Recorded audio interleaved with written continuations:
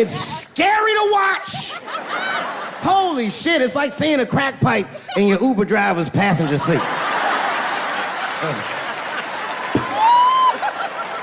The fuck is wrong with this guy? Yo, he is lunching, nigga. I watched Donald Trump in a press conference, and this motherfucker had all the media gathered, and this nigga literally asked the media to their face to stop finding shit out. I was like, yo, this motherfucker is bugging. And then, I'm not even making this up, his lips started sweating. His lips. Have you ever seen a motherfucker's lip sweat? What the fuck is wrong with this nigga's lips? It's like if you're on a plane, right? You ever been on a plane? I get scared to fly. I do it all the time. I be scared on there. And sometimes the plane will hit turbulence. And then I get nervous. But I always look at the flight attendant, and she looks calm, and it makes me feel calm. But if that bitch's lips were sweating, it's terrifying. Like, yo, nigga, why are your lips sweating? What do you know? And then, I'm not even making this shit up. This motherfucker grabbed the podium, he goes, you don't know how scary the things I read in my briefings are. And I was like, holy shit, man, you ain't supposed to tell us that, bro. That's bad leadership. Even as a parent, you think I'm gonna sit my kids down? Hey, little man, come here real quick. I was gonna holler at you for a second. Yo, I'm 3 months behind on the rent, nigga, and I am worried. Very worried. Go to school and have a productive day, nigga. I was just thinking out loud, getting some shit off my chest. I'm like, what the fuck are you doing, bro? This is bad, man. Jesus Christ. All this motherfucker's ideas sound like high people ideas. Like he doesn't think these things through before he tells us. He just tells us what he's thinking as soon as it occurs to him. This shit sounds nuts. I'm gonna go to China and I'm gonna get those jobs from China and bring them back here to America. For what, nigga? So iPhones can be $9,000? Leave that job in China where it belongs. None of us want to work that hard. The fuck is he thinking? I want to wear Nikes. I don't want to make them shits. What the fuck are you doing? Stop trying to give us Chinese jobs. I am going to bring back coal. Coal? I'm not even exaggerating. I have never in my life even seen a fucking lump of coal. I honestly don't even know what coal is for. If you're gonna have motherfuckers digging around in the dirt looking for shit, find me some truffles, nigga. That's what I'm about. And these truffle prices are getting out of control. If it gets any worse, I'm gonna be back down to regular butter like everybody else. Terrible, terrible job. This motherfucker hit North Korea with rap battle threats. Fire and fury, like, yo! Yo, what are you doing? It's fucking Korea, man. Kim Jong-un is a scary motherfucker. He might be as crazy as Trump. Some scary shit. And if you one of them naive motherfuckers that thinks that a war with Korea is gonna be easy, then you don't play Call of Duty at 3 a.m. like I do. Because that's when the Koreans play. Fucking 8-year-old Korean kid took out my whole goddamn platoon last night.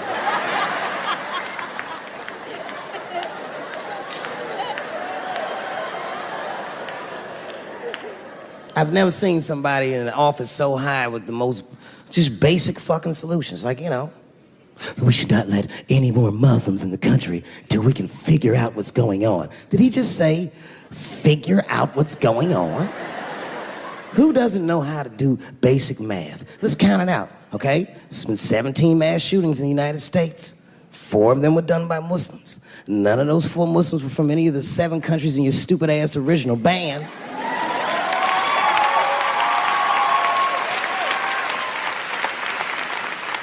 And since he brought it up, the other 13 shootings were done by the Tiki Torch whites. These are facts. And you don't see me trying to ban white people from the show to keep the rest of the audience safe. It's a fucking terrible idea because it's mean and it's racist. And most importantly, it would be catastrophic to my bottom line. If there were no white people here tonight, I might leave this bitch with $1,800. This man needs to realize that we all need each other. And that's why we will never, ever be able to beat China. Because everybody in America is racist, and everybody in China is Chinese. This motherfucker called it all wrong. And don't believe the media either, because as all this shit is happening, the media is trying to make us believe that the extremities amongst us are the norms. We can disagree, that's fine. And most of us are keeping a cool head about this shit. You know what I mean?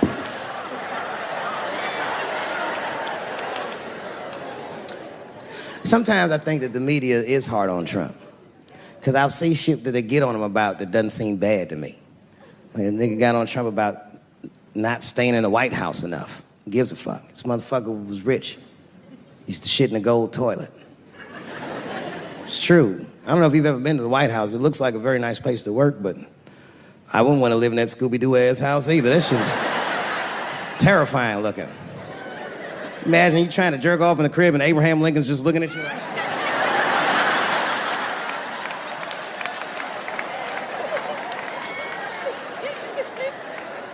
Shit, Bush didn't stay there either. He was rich too. He was like, fuck that, I'm going to my ranch in Texas. Obama was the first motherfucker to move into the White House like, this is a nice place. Look at this rug.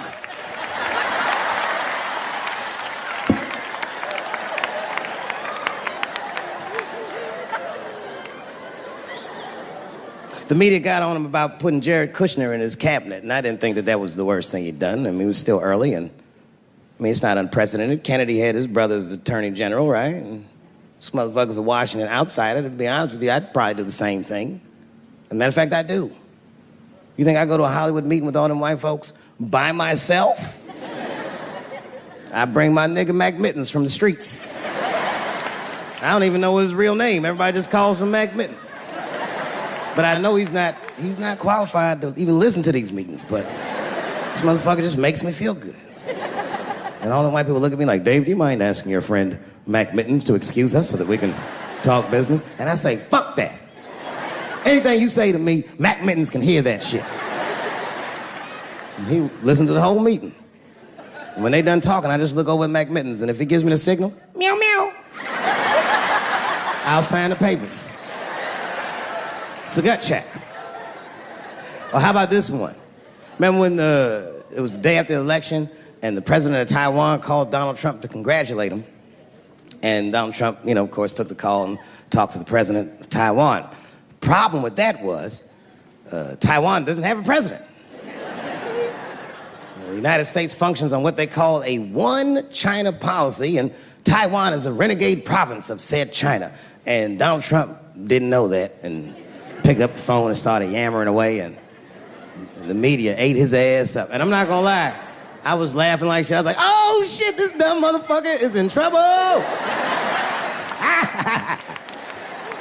And then that night I was in bed drifting off to sleep, and then I had to admit it to myself. I was like, I didn't know that shit either.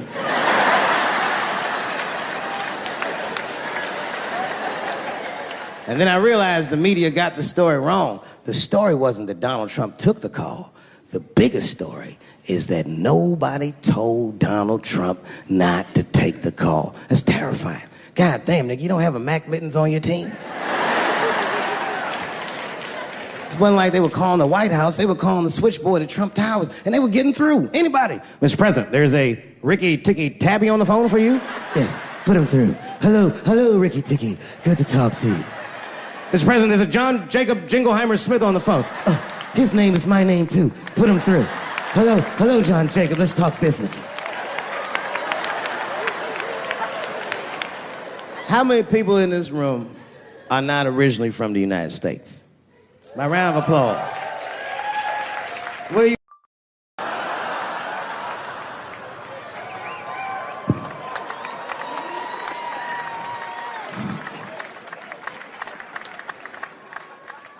Third time I met O.J. Simpson.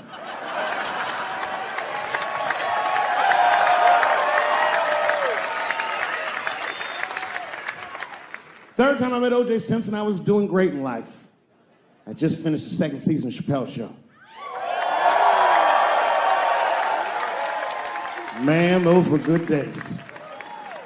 I was playing a comedy club in Miami, the Improv. I don't know if you've ever been, but if you have, you'd know. The door for the green room is right on the stage. Can you imagine such a thing? If I walked out of the door of the green room, bam, I'm just right here. It's right from the dressing room. And I did that. I walked out, and the whole crowd was like, hooray! And I looked, ma'am, as close as you are to me, I saw him as soon as I came out, the Juice. And I saw recognition in his eyes, and it filled me with pride that he knew who I was. I didn't acknowledge his presence because it was a white audience, and I didn't want to start a panic.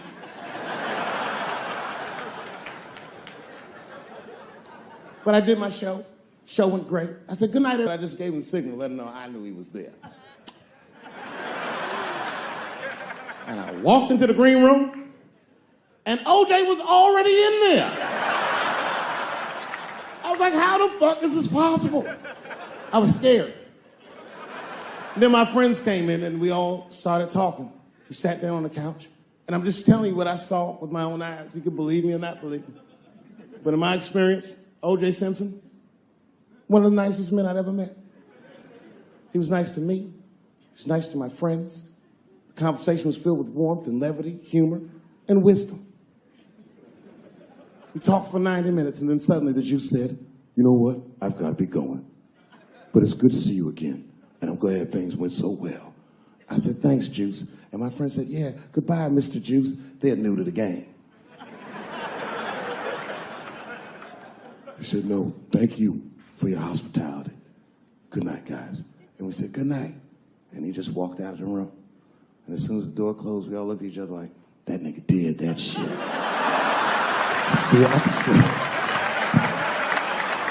I could feel like murder in the room. Well, you young heads missed that shit. You all too young. You don't remember that. How old are you, young man? You. 24? You don't know shit. You don't know shit. You gotta Google shit that I lived through. See, this is why I lock motherfuckers' phones up. Seriously. Because the young kids, you guys, look, you need to take a break from that. We all need to break just from that technology, just for a minute.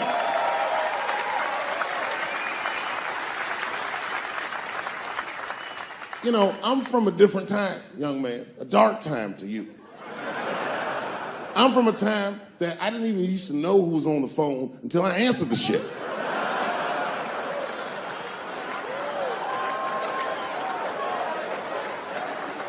Like when tragedy used to strike. I remember I was 12 years old and the teacher wheeled a television set into the classroom.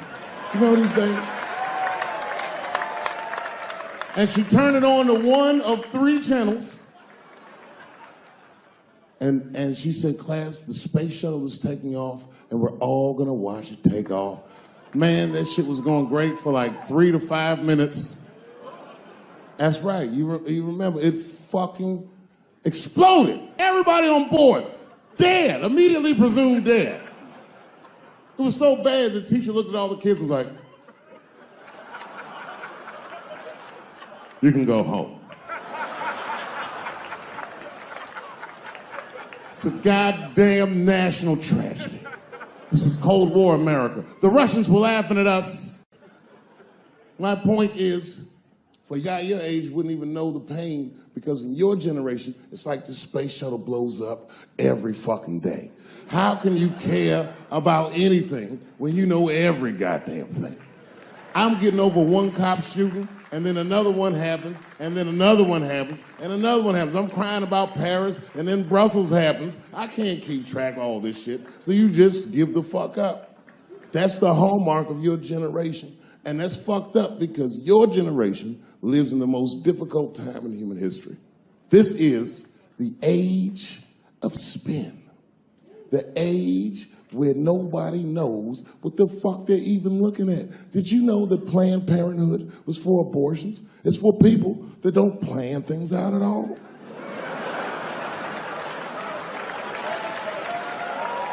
That's right. So a guy your age doesn't really know how he feels. Are you pro-choice? Are you anti-consequences? What does it all really mean? It's easier not to care for you. But for us, we were trained to care.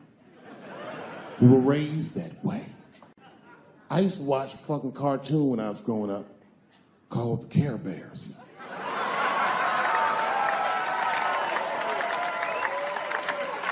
It was about a fucking group of teddy bear people. They were like teddy bears, but they were like people, and they were all different colors, and they all fucking just walked around caring. They cared about each other and everything else.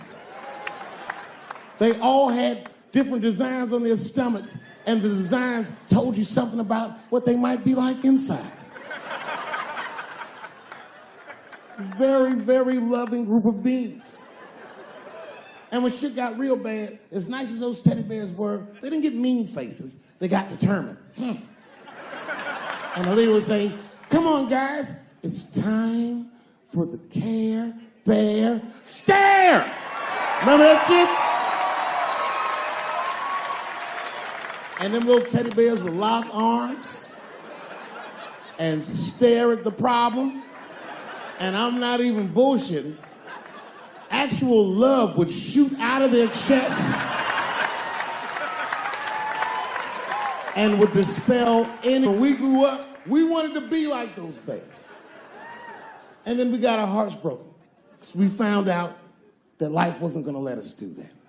And that it's impossible to shoot love out of your chest. However, I have shot love onto somebody's chest before.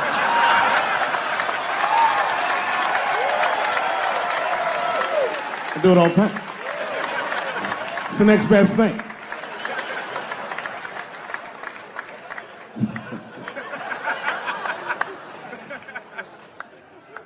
Oh, yeah, you kids don't know. Your generation is just determined to be angry, mad. Everybody's mad.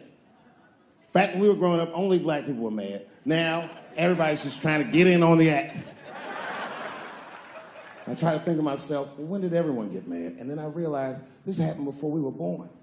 This is a long way to go, but probably started in the Second World War. Think about it. All these black men, millions of black men, leave the United States for the first time, go over to Europe with America's armed forces and fight the Nazis and make more money fighting Nazis than they ever dreamed they would make in the United States. And a lot of those men, while they were in Europe, just to be real, not to be crass, a lot of them probably got their dicks sucked. Gentlemen, this was World War II Europe, and these were desperate times, and penises were being sucked for shoelaces and chocolate and very frivolous things. And it's very hard to come back to America and sit on the back of the bus after you've been in the south of France getting your dick sucked for a Crunch bar or some crazy shit like that. That's a life-changing experience. And while that was happening in Europe, here in America, for the first time, women entered the workforce en masse by the millions. All the men were gone. Someone had to run the factory. The ladies did it. That's right. This was the first generation of American women to have independent income en masse. And when the men came back, the women weren't the same. American women had grown. They were uttering phrases that no woman on earth had ever spoken before. Things like no and shut the fuck up and I don't feel like it.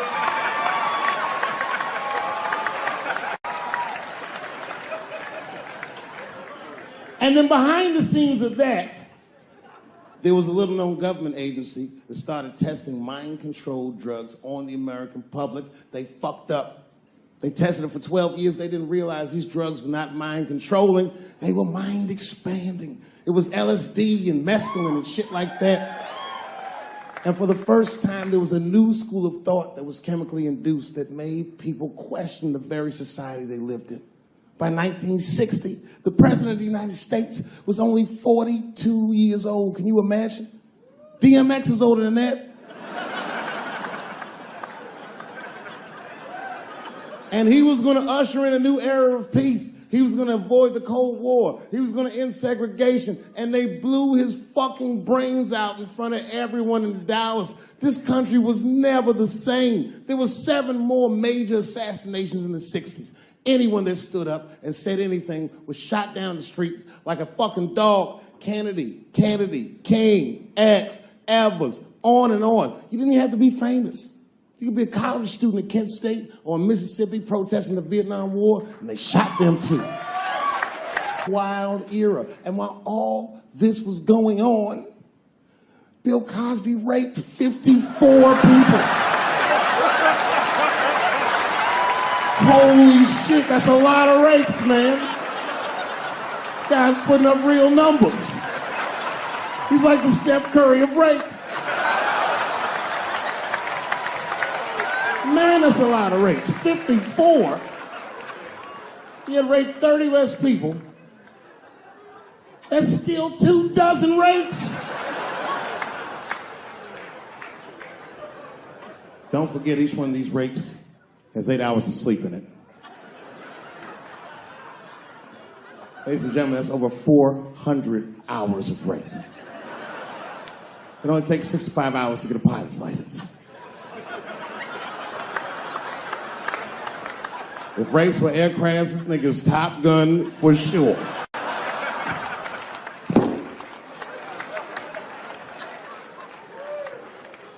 Yeah, that's a tough one. You know, and I was on stage not too long ago. I was in Syracuse, New York. Yeah, well, yeah, for Syracuse, but the show didn't go so good. All because I was talking about Bill Cosby a little bit. Not a little bit, I'll be honest. Talked about him for like maybe 25 minutes. And a woman stood up in the back of the room and she screamed out, "You are a fucking asshole for saying these things." I know.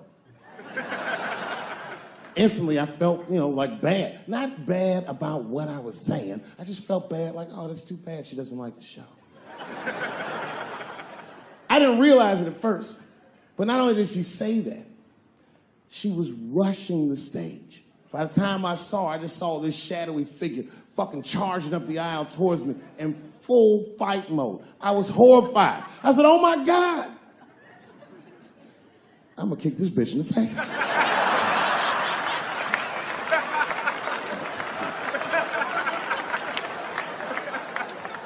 Lucky for me, I didn't have to. Scuffle ensued.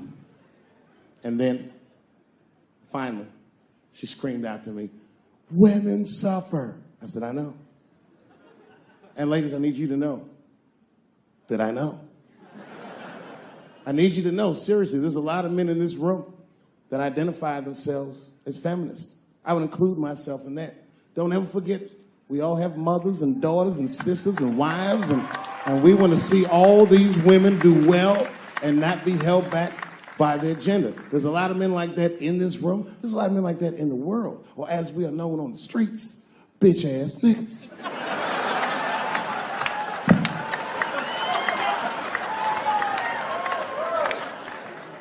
But as this woman was wrestling and screaming at me, I started to take offense. And I'm gonna be honest, race was involved. She was a young white woman. Well-intentioned, but it's like not thinking it all the way through. Bitch, how the fuck are you going to yell at a black man about discrimination? She didn't get it. She just kept going. Women suffer. I know. Women suffer. Same team. Women suffer. I know. And this is where she went too far. We suffer just like you. Slow your roll, bitch. Me. Not like us. She goes, suffering and suffering. What's the difference? I said, come on, white woman, you know what it is. You was in on the heist, you just don't like your cut. You suffer, I suffer. You suffer, I suffer. That's how it works. Can't do comparative suffering. If you're hungry and your friend says, people are starving in Africa, so what, nigga? I still want lunch.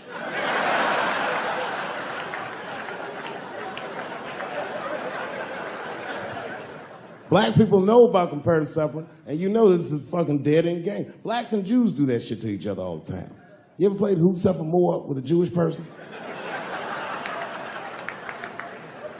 It's a tough game. Whenever you think you got the Jewish guy on the ropes, that motherfucker will be like, well, don't forget about Egypt. Egypt? God damn, nigga, I didn't know he was going all the way back to Egypt.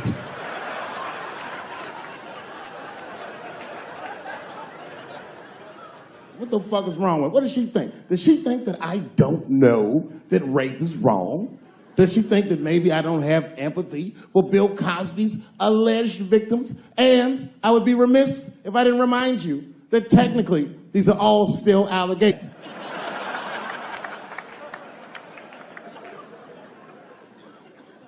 But perhaps, if she looked at it correctly, she would have empathy for me, the man she was attacking. 42-year-old black comedian. Obviously, Bill Cosby was a hero to me.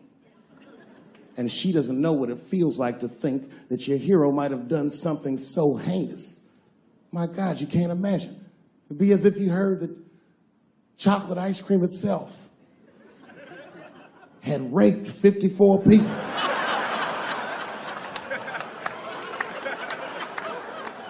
You'd say to yourself, oh man, but I like chocolate ice cream. I don't want it to rape.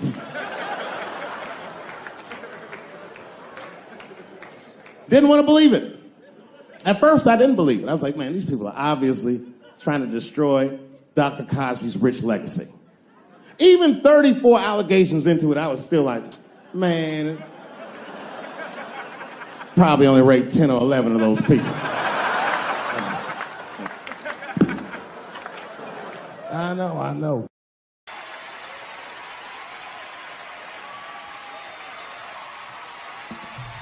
Ladies and gentlemen, Dave Chappelle.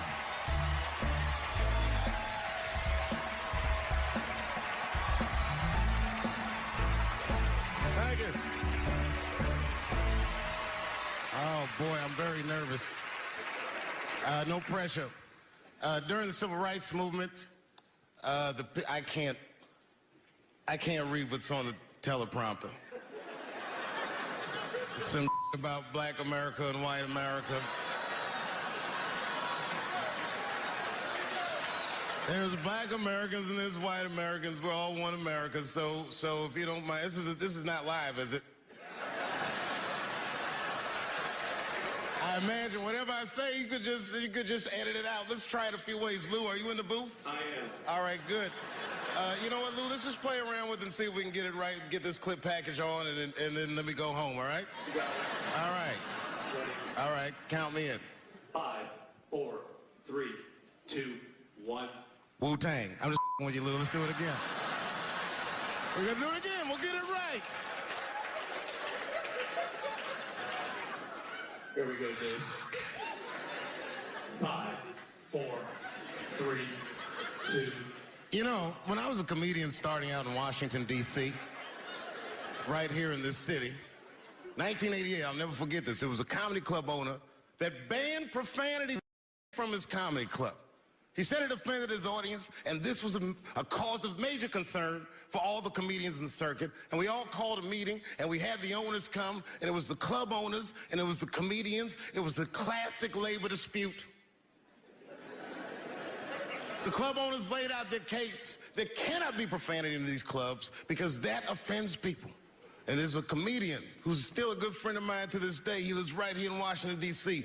He stood up and he said, he's black, I should tell you, because it's important to the story.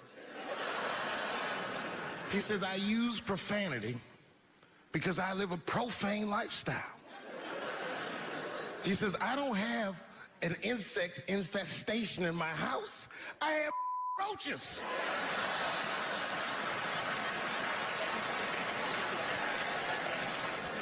My favorite comedians are like musicians, and the audience is their instrument.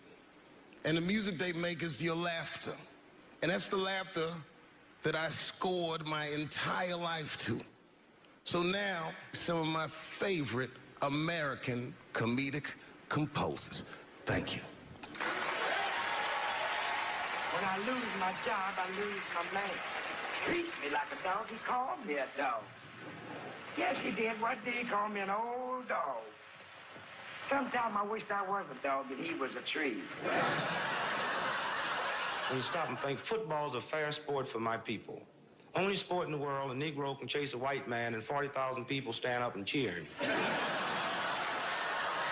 You see, in my neighborhood, the kids have a kind of a dubious reaction to that whole Santa Claus concept.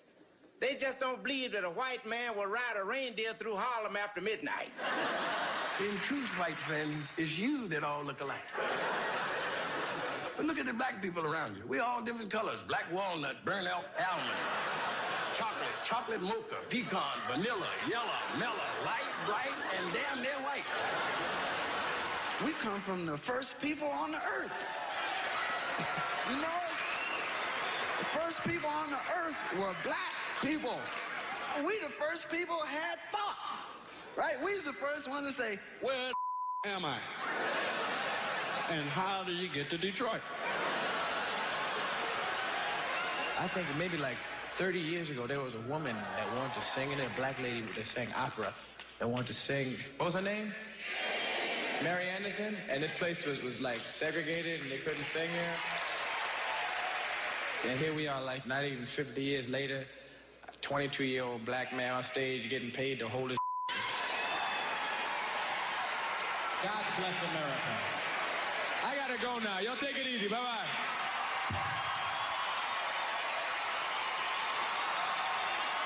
Janelle Monáe, Will Smith, Common, Gladys Knight, and John Legend when we continue. Yeah, man. Well, you ladies are right. To be honest with you, your lives look terrifying to me. They do, man. I know nothing about being a woman, but I know fear. Yo, I used to live in New York when I was 17, and I couldn't even pay my bills. You know what I did to make money? I used to do shows for drug dealers that wanted to clean their money up. And one time I did a real good set, and these motherfuckers called me in the back room. They gave me $25,000 in cash. It's probably 18 or 19 years old. I'm scared. I thanked them profusely. I put that money in my backpack. I jumped on the subway and started heading towards Brooklyn at 1 o'clock in the morning. Never been that terrified in my life. Because I never in my life had something that somebody else would want. I thought to myself, Jesus Christ, if motherfuckers knew how much money I had in this backpack, they'd kill me for it. Then I thought, holy shit. What if I had a pussy on me all the time?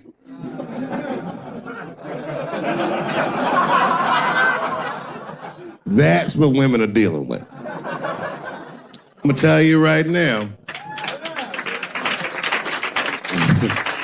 It's real talk. If them same drug dealers gave me a pussy and said, put this in your backpack and take it to Brooklyn, I'd be like, nigga, I can't accept this.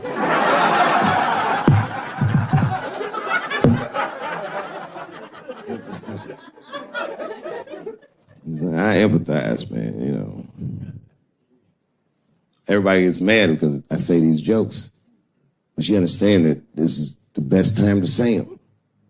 More now than ever. And I know there's some comedians in the back. Motherfucker, you have a responsibility to speak recklessly. Otherwise. New York Times said that Louis C.K. jizzed on his own stomach. You know, I've busted a lot of nuts in my day. None of them were newsworthy. Shit was really gross, because they didn't just say it like I said it. They didn't just say jizz on the stomach. They said it in that fucking Pulitzer Prize winning style that the New York Times has. It was very descriptive, like, you know what I mean? Louis C.K.'s semen shot out like a volcano of misogyny, slowly drizzling down like lava, covering his freckled penis as it slowly dripped to a fiery crown of red hair. Jesus Christ, I'm trying to eat some huevos rancheros and these niggas is...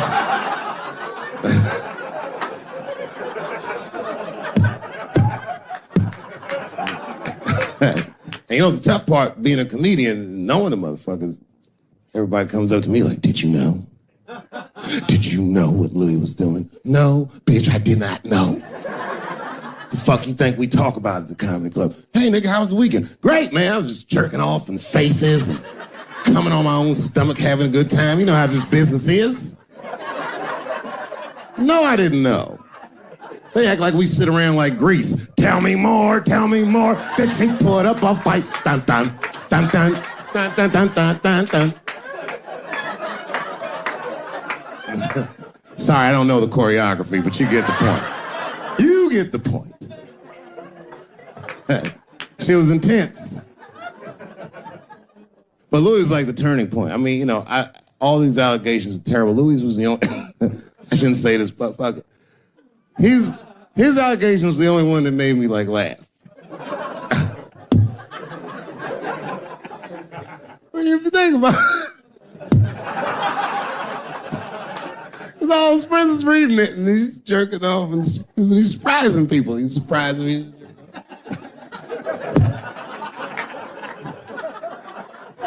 I just picture all the comics in comedy just reading it like, what?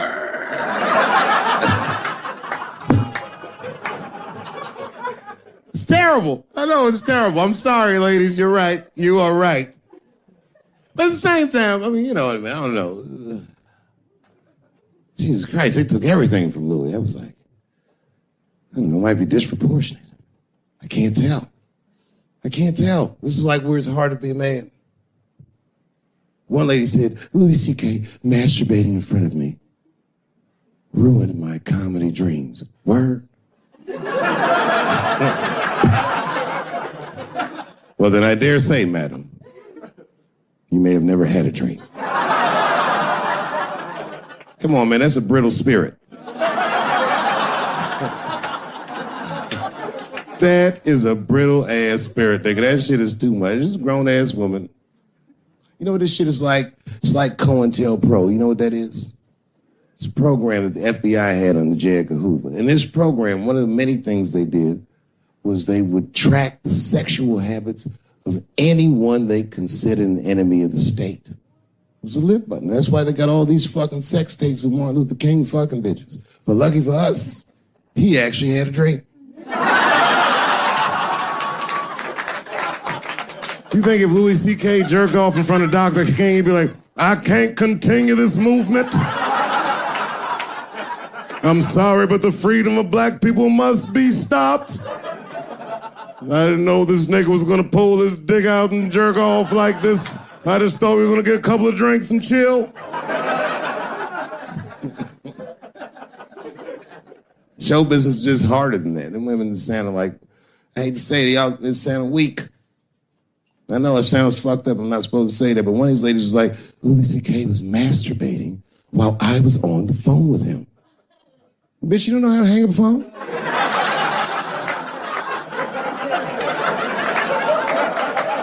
How the fuck are you going to survive in show business if this is an actual obstacle to your dreams? I know Louis is wrong, ma'am. I'm just saying I'm held to a higher standard of accountability than these women are. Don't forget who I am. Don't forget what I am. I am a black dude.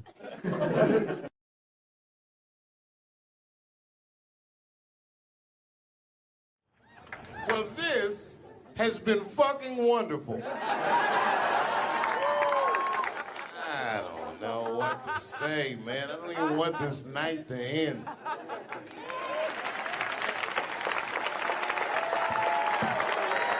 I promise you, whoever cares the most, I care at least as much as them. I know what I got, because I lost it all. I got to tell you something, and I don't talk about it often. Have you ever worked all your life for something and have it not work out? That happened to me. It was tough. Think about it. I was gone for 12 years. It's not a little bit of time. It was hell. I watched other niggas that I knew become very famous. I watched the world go on without me. I mourned the loss of it. And after a while, I didn't care.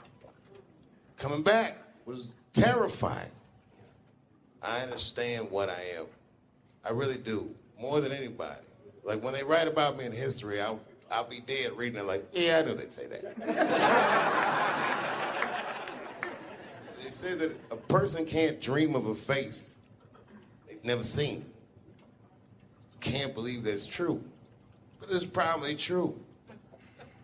Boy, I got a long bank of faces. 32 years, I could close my eyes, I could think of any night. There's so many faces. Every night, most nights, they're all looking up, smiling. You have no idea what the world looks like from there. All different races, all different colors, all different kind of beliefs, just looking at me, smiling for 32 years, night after night.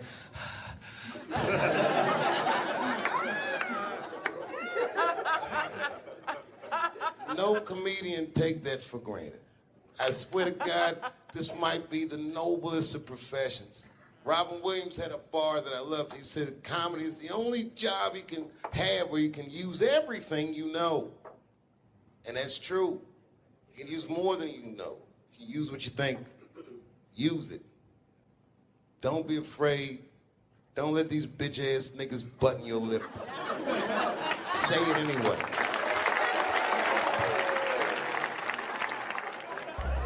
I first became aware of Dave Chappelle right around before the first Nutty Professor, because I was supposed to play that role that he played. And then I kind of saw him, and I was like, hey, that guy, right, that kid would be funny playing that role. I try to be peaceful, but next it's time for Reggie to karate-size your ass. Woo! Dave is so much smarter than everyone. Like, Dave is one of the most, maybe the most intellectual comedian ever. It took us 400 years to figure out as a people that white people's weakness the whole time was kneeling during their national anthem. That's a brittle spirit. That's right, nigga. On the rockets, regular. Ah! Ah! What are you doing, nigga? Stand up! He stretched the art form and his impact on the culture. He is the voice of his generation, without question. Nobody's even close to him. Thinking? No, I've had to learn, and that's where Dave Chappelle has been a wonderful friend and mentor. What did Chappelle say to you that helped you with that? Chappelle said to me, we were doing a show at Radio City together. It was during his run. Right. And I was on one of the shows, and he said to me, I said, man, what am I going to tell these? Because I was like, I'm going to do comedy before Dave Chappelle. I was like, Dave, what am I even doing here? And Dave said, and I said, I don't even know if I'm funny enough to be here. I said, you're nice, and I think I'm a really funny guy, but what am I doing here? And Dave said, look, man. He said, you don't understand something. He said, you're not here because you're funny. He says, I know 100 funny motherfuckers out there. He said, you're here because you're interesting. And he said, anyone can be funny. Not everybody can be interesting. Not everyone can make an audience listen to what they're saying. Not everyone has a wealth of life experience that makes people want to know what they have in their minds. And so that changed my perspective on silence. And so now, if I can hear that an audience is listening, I'm engaged. Well, that is a great piece of advice, not only for comics, but for anybody. Right. Because, wow, the thing that I love about Chappelle, and you just identified it, is he will go. He's interesting. And he is an interesting guy. He's the most interesting man I've ever met. That's what makes Dave Chappelle. Many people are funny. There's a lot of funny stand-up comedians all over the world. Yes. But what makes Dave Chappelle is that he is interesting. It's how he sees the world between the jokes. But all jokes aside, Kevin Spacey shouldn't have done that shit to that kid. He's 14 years old and was forced to carry a grown man's secret for 30 years. Jesus Christ, he must have been busting at the seams with that one. The saddest part is, if he were able to carry that secret for 6 more months, I would get to know how House of Cards ends. Loved was, I can't believe that I've been in this business long enough that we're like the older guys now. It always blows my mind that I'm like 5 years older than Dave Chappelle, because he was already a made guy when I came in. So I always look at him like he's got 10 years on me. or 15. And, just when I watch his act, I'm like, this guy's clearly been doing this a good couple of decades longer than me. And the reality is, I think he's only been doing it like 6 years longer than I have or something like that. He's fucking amazing. And what I love, too, is just he's that same, with all that's changed, everybody getting offended, all of this fucking crap, how you get in trouble, he hasn't changed at all. He's just like that same guy that I saw way back in the day when I used to go to the Boston Comedy Club and watch him go on at like 2 a.m. and just start murdering at 2 a.m. And I remember I used to always sit there going, how do you do that? How are you that funny at 2 a.m. in front of a crowd that gave up on the show like an hour ago, and they're tired and they just want to go home? That second he steps on stage, boom, he just starts fucking killing. Dave's a beast. Dave's a beast, man. That's the only man that puts a little fear in my heart. I'm like, okay, it's real. What's he doing? Do you watch him? Do you watch him? Totally. You study? Totally. I got Chappelle. I got an app. I follow him. I'm like, my man Prince Paul always says, competition keeps you in condition. True. So yeah, that's my man right there. The other real special shout out I gotta make, because none of this would have been possible on any level without this person, is my mother. Mom. My mother. Mom. You have no idea what I put this woman through. If you had just given birth to me, that would have been more than enough. But the fact that she raised me and raised me well, we had a real oral tradition in our house. I knew the word griot when I was a little boy. A griot was a person in Africa who was charged with keeping the stories of the village. Everyone would tell a griot the stories, and they would remember them all so that they could tell future generations. And when they got old, they'd tell them to someone else. And they say in Africa, when a griot dies, it's like a library was burnt down. And my mother used to tell me, before I ever thought about doing comedy, she said, you should be a griot. And she'd fill me with every story of black life. She's educated in African-American studies, and she would let me understand the context that I was being raised in, that I'm being raised in a hostile environment that I have to tame. By the time I was 14 years old, I was in nightclubs, mastering an adult world. It was terrifying. The crack epidemic was going on, and my mother would hear gunshots outside and be scared to death. Maybe it's my son. But early in my career, if you remember, Mom, you used to sit in the club with me. She'd do a full day of work. You'd be back there falling asleep, just waiting for me to go on. She would watch my show every night. Do you know how long that car ride is home?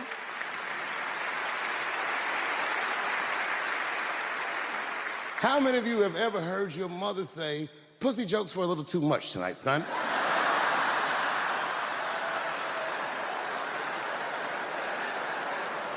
I was a soft kid. I was sensitive, I'd cry easy, and I would be scared to fist fight. And my mother used to tell me this thing, I don't know if you remember, but you said this to me more than once. You said, son, sometimes you have to be a lion so you can be the lamb you really are. I talk this shit like a lion. I'm not afraid of any of you. When it comes word to word, I will gab with the best of them, just so I can chill and be me. And that's why I love my art form, because I understand every practitioner of it. Whether I agree with them or not, I know where they're coming from. They want to be heard. They got something to say. There's something they notice. They just want to be understood. Love this genre. It saved my life. Well, I have some very bad news for the people in the front rows. I heard that some of you paid as much as $800 for your tickets. Sadly, I did this same show a couple weeks ago in Atlanta for $60 a head. Can you imagine? Nigga, you could have flown to Atlanta, got a hotel, had some dinner, and came back, and you still have a little money left over, niggas. Paid way too much just to see me in this gay-ass neighborhood. All right, let me roll up my sleeves and tell these pussy jokes. Will told me to say there hasn't been this many pussy references in this room since Cats was here.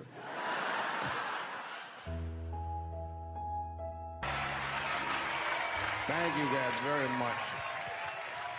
Boy, I gotta tell you, man, I've been doing this set all week, and boy, I've been telling these jokes, and sometimes niggas look like they're in actual pain over the jokes. None of it's that bad to me, but I understand why it could hurt some people's feelings. So tonight,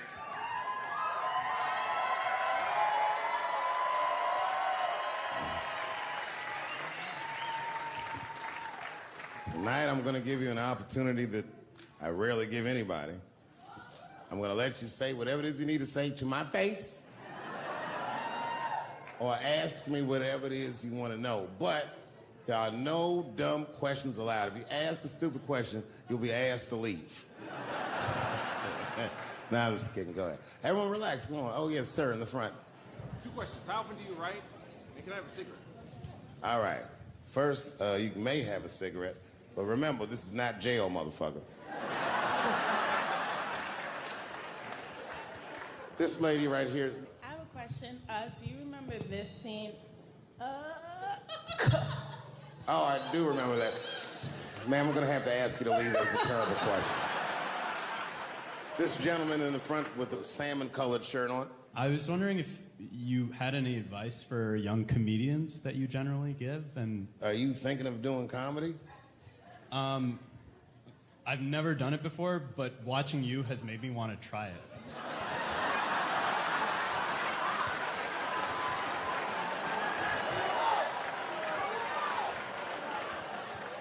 I don't know if that's an insult or not. It's a compliment. It's. I mean, niggas don't say I've never done brain surgery, but it looked a lot easier than I thought. I'm teasing. All right, here'd be my advice. Okay, I don't know how comedians start nowadays, right? But what I would suggest is just start.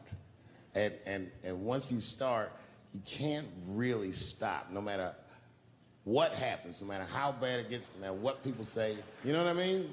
Because comedy is weird like that. You know why I hate watching other comedians do comedy? Not because I hate other comedians, but because I love comedy so much.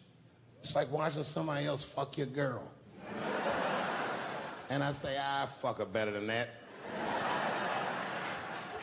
Yes, you on the aisle up there, the lady with the long... Yes, you, standing up. I see you. My favorite book of all time, The Narrative of the Life of Frederick Douglass.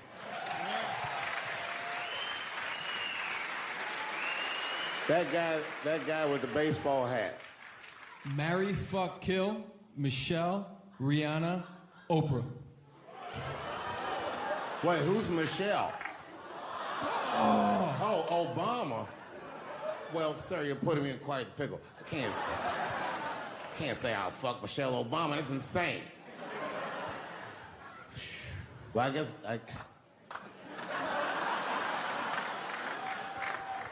I mean, because I wouldn't kill any of those women. But I'd fuck all three of them.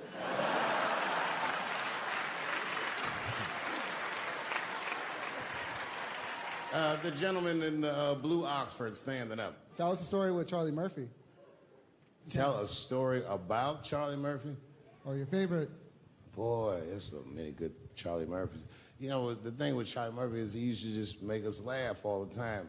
And I used to ask him about all the old Hollywood shit I was curious about. Like when they used to accuse Michael Jackson, I remember asking once, I go, Charlie, do you think Michael Jackson actually did those things? And he said, let me ask you a question, Dave. He said, say it is illegal to fuck women. How long are you staying out of jail? So God bless Charlie Murphy, wherever you are. Charlie, I love you. Who do you think is going to win the 2020 election? All right, I'm going to put a pin in this, but I'll tell you right now, fella, I don't know, but I think Trump has a better shot than a lot of people would like to think. I'm just saying, it all depends on how the left talks. The way we're talking is not going to win the fucking ball game. Donald Trump's over there on the right, grabbing handfuls of pussy. Joe Biden can't even smell hair over here. Fuck this side. All right, man, go ahead. Thank you so much for this show.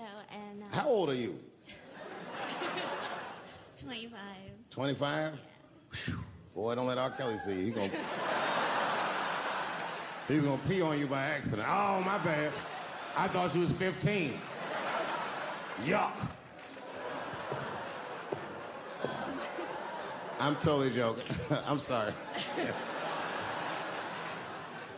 My question is there anything you've learned from another comedian that you feel like will stay with you for life? I tell you what, miss, that's a good question. Yes, is the short answer. A longer version of it is this. I was raised by comedians. I started doing stand-up when I was 14. The other day, I went to a comedian's funeral, and I realized as we was putting this motherfucker in the ground that these people are at least as influential to me as my family. I rock with these niggas till the wheel falls off. We fight and we fuss and we are jealous of each other and we get mad at each other, but my life wouldn't have been what it was without each and every one of them, and I consider them my family. That's the answer. My favorite club in America is a club in San Francisco called the Punchline. It's a very small room. It's a 200-seat room. And I was working out the material that was going to be the show tonight. I still hadn't figured out exactly how to say what I wanted to say, but I was doing pretty good. And I was doing some Me Too jokes. And a woman stood up from the audience and she was crying. Clearly, it was a white woman. She says to me, you can't say that. It's a 200-seat room, it's a very small room. I'm like, what the fuck are you, like, miss, are you okay? What are you doing? She says, you can't say that. I said, yes, I can, it's my show. I'll say whatever the fuck I want. I was like, ooh, like this. And then she gets up from the table and she starts making a big, like, show of just pushing through the aisles and all this stuff. And there's like a curtain right before the front door. And she gets to the curtain and she's crying. It's fucking crazy. She says, I'm sorry I was raped. It's a fucking comedy club. It's like loud farting getting out of an elevator. Nothing funny can happen in here. Now I'm trapped in a room with this woman's fucking stink.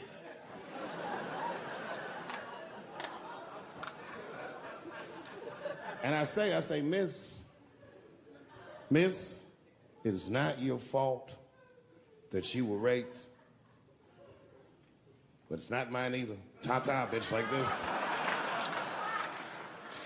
She storms out. Now the room is very uncomfortable, but I managed to get the crowd back, but I'm like, a little traumatized. Same show, there's a trans woman sitting in the audience. This is a true story. This was like a few weeks ago. I did 6 shows that weekend. This trans woman came to 4 of them. Calls herself Daphne. Man, this chick Daphne was in there cracking the fuck up at everything I said about everybody. It was amazing. She was laughing, and it was fun to watch her laugh. You could tell she was letting go with something that was heavy, and she'd throw her head back, and she'd smile with all her teeth. She was having a great time. And the more fun she had, I felt bad, because I knew I had some trans jokes to unload. And I thought to myself, maybe I shouldn't say these jokes, because I don't want to, fuck her evening up. She's having so much fun. But then I thought to myself, well, if I can't say it in front of her, should I say this shit at all? So I let her rip.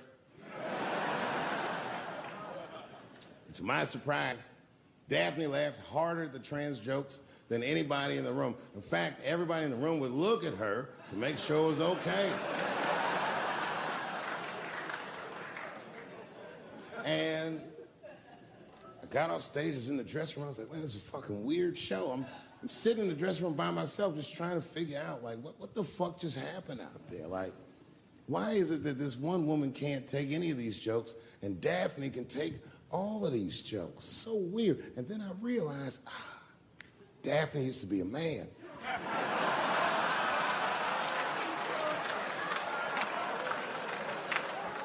So now I go out of the dressing room and like you can see like all the staff was there like cleaning the club up, the audience had gone, and sitting at the bar by herself was Daphne. And she's like, hey, Dave, come join me for a drink. And I don't want her to think that I'm transphobic or nothing, so I'm like, fuck, I guess I could have at least a drink. And we get some tequila and we're sitting there. And she was fucking cool. Turns out that Daphne, she wants to be a comedian. She was asking me for advice, and I told her advice and all that shit. And then she says to me, she says, boy, you sure do get a bad rap for your trans jokes. I said, Daphne, thank you, but you don't have to say that. I hope I didn't offend you. She goes, no. She said, in fact, I read about you in the New York Times. I said, you did? She said, yeah. She said, I thought it was interesting that they blamed you for R. Kelly. They said you normalized him for telling jokes about him. I go, yeah, they said that. She goes, I wonder why they never said that you normalized transgenders by telling jokes about us. And I'd never thought about that. It never occurred to me. And we started making out. And then, like, I reached up just to see what it felt like. I was like, what? And it felt like pussy, didn't it? It was just like, go ahead, ask me a question. What the fuck you gonna do if Trump get reelected? What am I gonna do if Trump gets reelected? Probably get a significant tax break.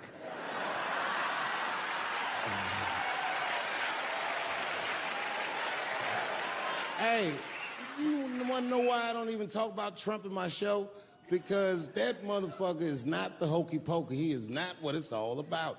There's millions of people that put him in power, and the ideas that he puts forth are not his own. He's singing poor white people's greatest hits. So why the fuck would I worry about him and not the other millions? I really know who I'm gonna vote for next time if things keep going the way it's going is that gay dude. No, Mike Pence.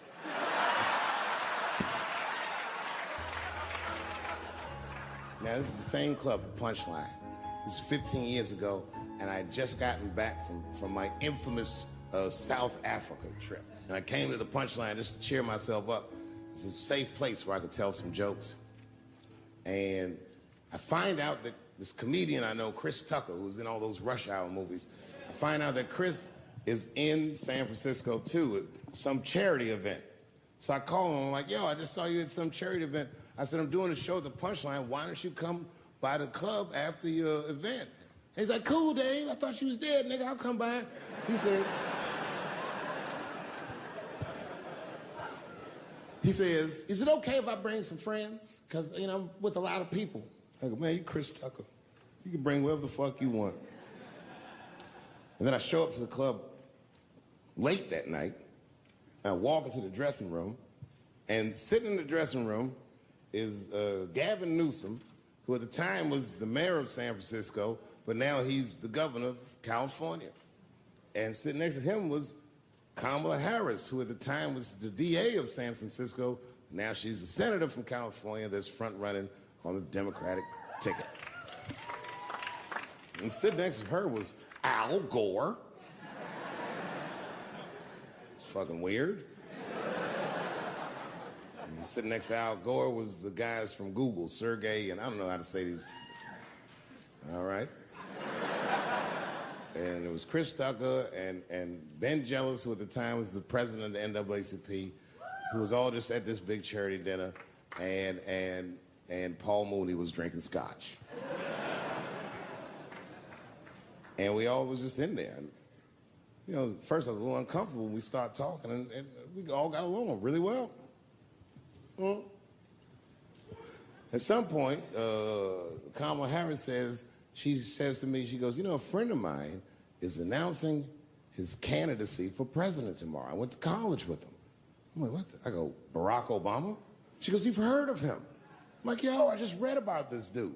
And she goes, yo, yeah, blah, blah, blah, we talking. She goes, you know what? She says, let's call him on the phone. I said, what the fuck? And she picks the phone up and she dials and she's listening like this. And she goes, this is voicemail. And she gives me the phone. She goes, leave him a message. you know, I didn't know what to say. I just said what you say to any black dude that's running for president. You know, stay low, running a zigzag pattern, this kind of shit.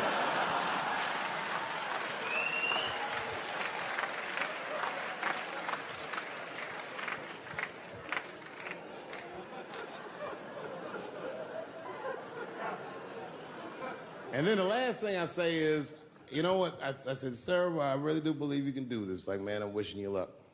Now, next day I wake up and go for coffee at a place called the Embarcadero. It's like an eatery by the sea in San Francisco. And I'm walking to the coffee shop, and there's a police line, and I can't cross the tape. But then I figure, fuck it, I'm Dave Chappelle, so I go into the thing like this. And the police yoke me. These motherfuckers, like, tackle me immediately. And I see over the police's shoulder Gavin Newsom. I couldn't remember his name, but I remember the night before I had kept teasing him and saying he looked like Christian Bale, the guy from the Batman movies. So I see him and I can't remember the name, so I'm just like, Batman, help!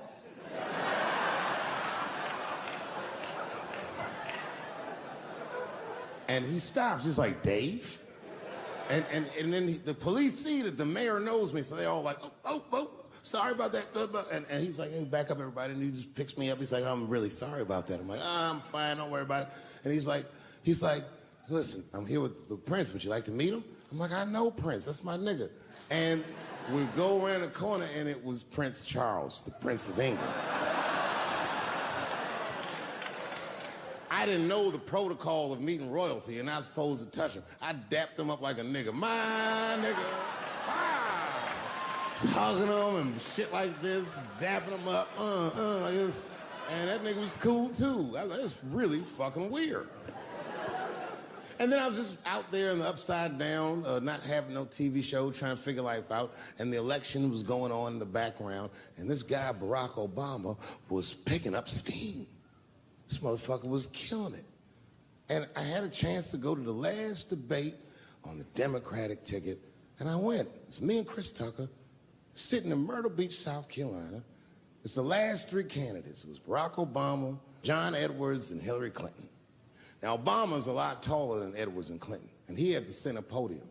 And at one point, they're all on stage, and they start fussing, and Obama goes, look, none of us are perfect, like this. And his hands was like this, and there was light shining behind his head, and the other two candidates was looking up at the nigga, and I was sitting in the audience like, this nigga looks like Jesus.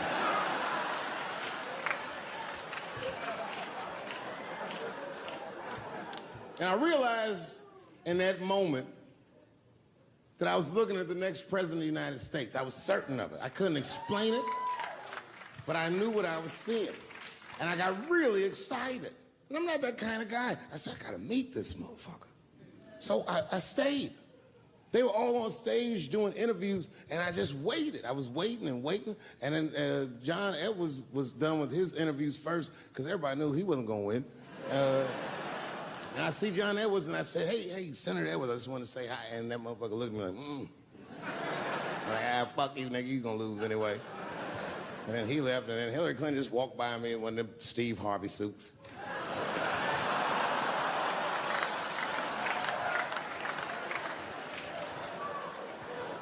But Obama was taking forever. Everybody wanted to talk to him. When I knew the media saw exactly what I saw, there was no question about it. That was the guy. I waited and I waited, and finally, it must have been over an hour and a half, he finishes his last interview. He's like, well, thank you very much. Good talking to you. And he turns around, and we make eye contact. He sees me, and when he sees me, he looks over, he goes, Dave Chappelle. And Obama did me the same way I did Prince Charles. He dapped me up, and he like bro hugged me, and he pulled me in, and I'll never forget this. He said in my ear, I got your message. Thank you very much, New York.